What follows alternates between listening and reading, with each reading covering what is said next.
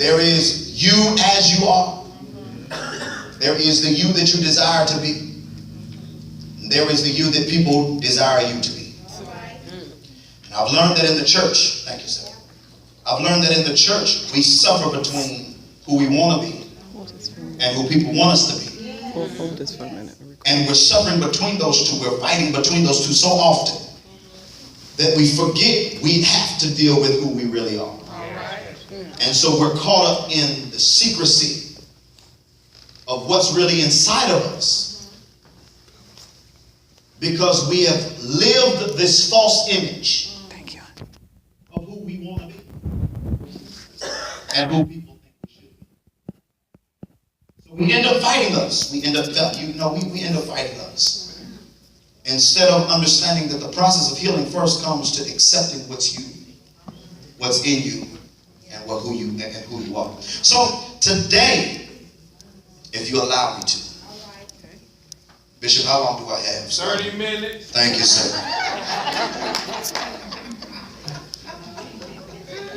You know, when you understand full gospel, you have to begin on God. This ain't full gospel, this Restoration Square. I hear you, sir. Today I'm going to deal with this subject. I'm going to deal with this subject coming from Numbers 13. And my focus point, y'all. Tell you one thing. Ain't nothing changed. I'm going to deal with Numbers 13 and 30. And the text says, and Caleb stilled the people before Moses and said, let us go up at once and possess it, for we are well able to overcome it. Well able to overcome it. Well able. That will be the focal point of my scripture. Don't play with it. But I am going to speak from, and I've been in a series called The Wilderness Mentality. So today I'm going to deal with the wilderness mentality, but I'm going to come from the subject matter, stealing the voice of negativity. All right. Stealing the voice of negativity. All right. People of God, what I've discovered is that the most precious commodity in the earth realm is, in fact, our minds. Understand this, the enemy is vying for our minds. He's contending. He's battling for our minds. And he's doing so through the avenues of our emotional indifferences. He's literally searching to captivate our mind by putting us in a position where we suffer emotionally. And although the war has been won through the sacrifice of Jesus Christ, there is an assault that is waged and launched against our soul, which is in fact our minds. It is our wills. It is our appetites. It is our emotions. It's our passions. It's our character, which has an assignment to display the performance of God. But the reality is that if the enemy can kill our belief system, that's what he's after.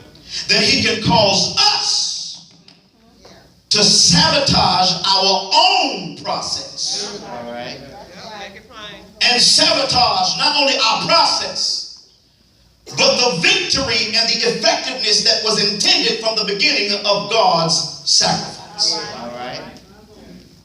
So he's not using people around you. But in fact, he's initializing them to set you off course so that you can sabotage your own destiny. All right. All right. Teach it. I'm trying to teach this. I'm trying to teach this. So I understand that if he can kill our belief system, then he can get us to sabotage our victory and our effectiveness in the kingdom through the emotional despairs that we experience from day to day. Yes. So it's not what we go through. But the enemy is trying to attack how we see it. He's trying to attack how we perceive it. He's trying to attack how we achieve it, how we receive it, how we envision our encounters. I discovered that people of God, don't holler, Johnson, yes sir. I've discovered, people of God, that the reality is everything that we go through is preordained. It's predestined. There's nothing that you can do. Hear me when I say this. I know in the church we talk about how choices can cause, and that is absolute truth. But don't ever believe that your choice super exceeds God's provision. Don't ever believe that your choice was not already in his plan. So I realize this. I realize that he's trying to deal with our minds from our day-to-day experiences. Understand this. The average person thinks roughly around 30,000 thoughts a day. Researchers say that 87% of illness that plague us today are the direct results of our thinking, of our thought life, of our processional belief system. Which ultimately says that if we want to deal with our thinking, or if we understand that what we think about, it ultimately will affect us physically and emotionally. Amen. Understand this: the epidemic in the body of Christ and anywhere else is not demonic. It's toxic emotions that will cause us to misinterpret the plans of God. Right. See it a different way. Yeah. It's all about how we think, how we believe. It has nothing to do with what the enemy has done to us. Job says it this way. The enemy came and talked to God and said, I've been searching.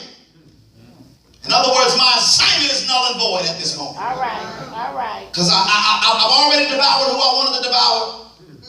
But I have a target. Yeah. And his name is Job. Yeah. And God said, have you considered? Have you considered? Now understand, the conversation was not about the attack. But it was about the belief system of the person. You can take everything you want to take. But I promise you he ain't going to curse me. All right. I promise you. His faith will not waver. All right. Do you not understand that God believes in you more than you can believe in yourself? And it's up to you to believe in yourself as God believes in you. That's right. And the enemy is trying to attack your faith and your belief system. Because if he can get you to understand that, if he can get you to believe that you're less than what God said, then you'll operate less than what God made you. Jesus. Because the reality is, so is a man thinking in his heart, so is he. Now understand, he uses the term, so as a man thinketh in his heart. In other words, so as a man feels in his emotions. All right. Because the more you express emotionally, the more you'll live dysfunctionally. So understand this. Understand this.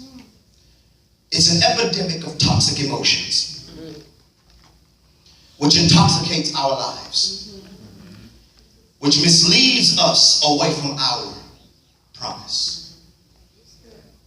If the enemy can contaminate your emotions through tainted and painful perceptions, then he can cause your purpose to come to none effect, which will, watch this, which will off-balance the world and the systems placed placed in order to bring order in your life.